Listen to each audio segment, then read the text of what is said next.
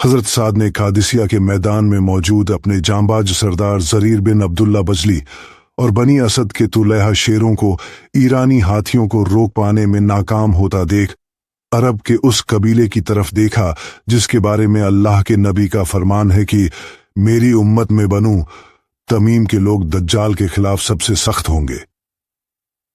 साद का पैगाम बनु तमीम के उस बहादुर सरदार को मिलता है जिसमें लिखा होता है कि क्या इस काली बला के खिलाफ तुम्हारे पास कोई प्लान है? वह सरदार मुस्कुराता है और कहता है, हाँ क्यों नहीं, मेरे पास इन हाथियों को रोकने का बेहतरीन प्लान भी है और बेहतरीन लोग भी हैं। साद ने उम्मीद से भरा यह खत आसिम बिन अमर तमीमी को लिखा था, जो इस्लामी जंगी तारीख के उन अजीम सितारों में से हैं जो इतिहास के पन्नों में अमर हो चुके हैं। जरा सोचिए, एक ऐसा सिपाही जिसके सामने उस वक्त की सुपर पावर फारस का शहंशाह यज़्दगर्द घुटने टेकने पर मजबूर हो गया। एक ऐसा जनरल जिसने इंसल्ट के लिए दिए गए मिट्टी के टोकरे को अपनी जीत का इशारा बना दिया और चिल्लाकर कहा, मुबारक हो, आज ईरान के बादशाह ने अपने हाथों से अपनी जमीन हमें सौंप दी है। हम सब खालिद बिन वलीद की तलवार, अम्र बिन आस की अक्ल, साद बिन अबी वक्कास की कमान से निकले तीरों की कहानियां सुनते हैं, लेकिन तारीख की परतों में कहीं दब सा गया ये नाम आसिम बिन अम्र अल तमीमी, जिसके बिना खालिद बिन वलीद का हरावल दस्ता कभी पूरा नहीं होता था।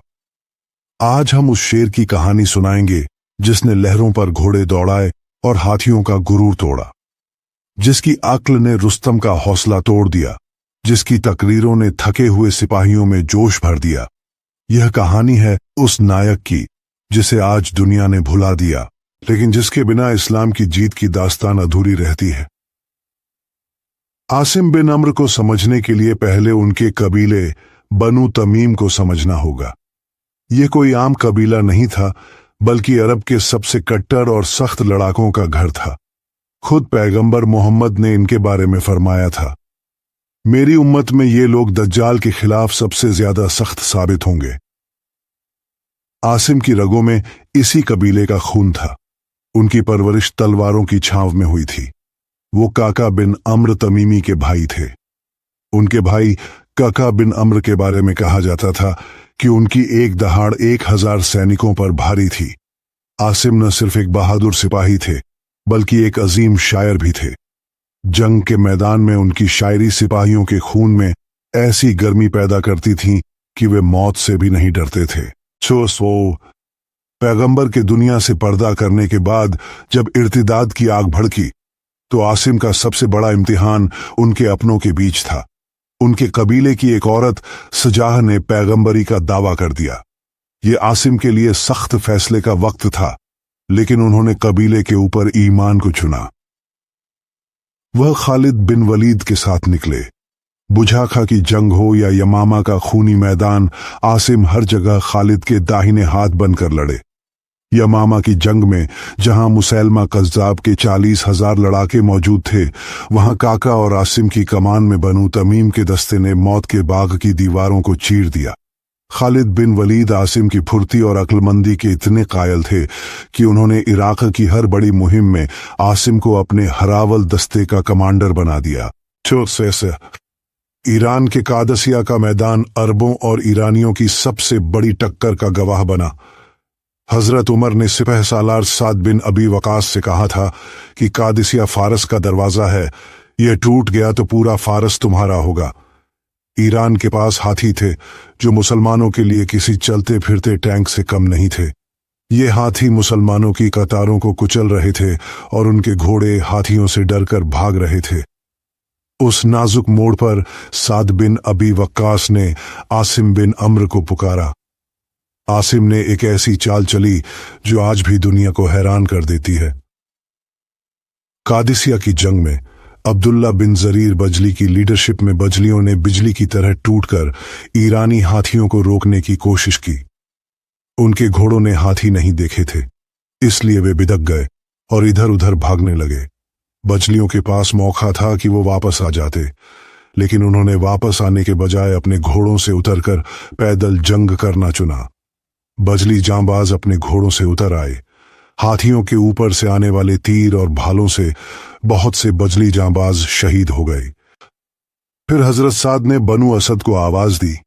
तुलैहा ने सिपहसालार असद का पैगाम देखा और अपने साथियों से कहा, खुदा की कसम, अगर साद इन हाथियों को रोकने के लिए इस वक्त हमसे बेहतर किसी को समझते तो वो उन्हें ही बुलाते।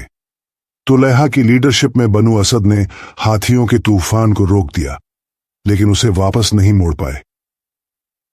उसके बाद हजरत साद ने आसिम बिन अम्र तमीमी की तरफ पैगाम भेजा। आसिम बिन अम्र अपने साथियों की तरफ देखते हुए बोले, हमें इस जंग का फैसला करने की जिम्मेदारी मिली है, आओ इस जंग को उसके अंजाम तक पहुंचाते हैं। बनु तमीम के वो लोग आगे आ जाएं जिनका ये दावा है कि उनका तीर कभी अपने निशाने से नहीं चूकता, और वो बर्छी चलाने वाले जो ये कहते हैं कि उनकी फेंकी हुई बर्छी अपना निशाना ढूंढकर जा लगती है। सो उन्होंने अपने सबसे कुशल तीरंदाजों को बुलाया और आदेश दिया, इन हाथियों की आंखों को अंधा कर दो और इनके हौदों की रस्सियां काट दो।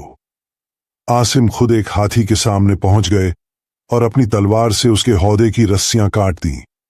देखते ही देखते हाथियों की आंखें फोड़ दी गईं, उन्हें जख्मी किया गया, उनके सूंड काट दिए गए।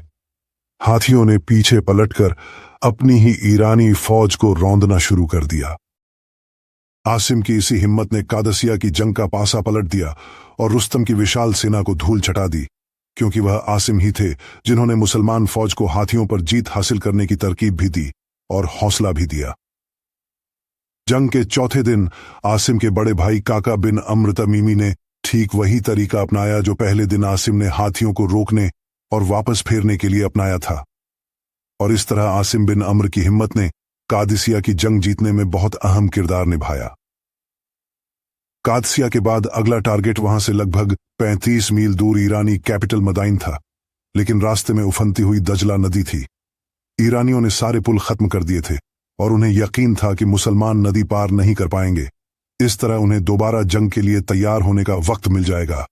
लेकिन आसिम बिन अम्र का इरादा लहरों से ज्यादा ताकतवर था। साद बिन अबी वक्कास के एक इशारे पर आसिम ने कतीबतुल अहवाल का खौफ पैदा करने वाला दस्ता, जिसमें 60 बेखौफ और मौत से अनजान घुड़सवार थे, की कमान संभाली और अपने घोड़े को सीधे उफनते पानी में डाल दिया। जब ईरानियों ने देखा कि मुसलमान पानी की सतह पर ऐसे चल रहे हैं जैसे जमीन पर, तो वे दहशत में चिल्ला उठे, देवान आमदंद, देवान आमदंद, जिन आ गए, जिन आ गए। आसिम ने दूसरी तरफ पहुंचकर दरिया के किनारे पर कब्जा किया और पूरी इस्लामी फौज ने नदी पार की। मदाइन का सफेद महल ऐवान किसरा अब मुसलमानों के कदमों में था। मदाइन के बाद आसिम बिन अम्र रुके नहीं। खलीफा उमर फारूक ने उन्हें सीस्तान, जो अब ईरान अफगानिस्तान बॉर्डर है, उसकी मुहिम सौंपी। आसिम ने सजिस्तान के मुश्किल इलाकों को फतह किया और वहां इस्लामी निजाम कायम किया। 23 हिजरी के आसपास दौरे फारूकी के आखिरी वक्त में सजिस्तान में ही इस शेर ने अपनी आखिरी सांसें ली। आज भी जब हम तारीख के पन्ने पलटते हैं तो आसिम बिन अम्र का नाम उन लोगों की याद दिलाता है जो दिखावे और शोहरत से दूर रहकर केवल अल्लाह की रजा के लिए जिंदा रहे। वह एक ऐसे जनरल थे जिन्होंने कभी हार नहीं मानी। अल्लाह उन पर अपनी रहमतें नाजिल फरमाए।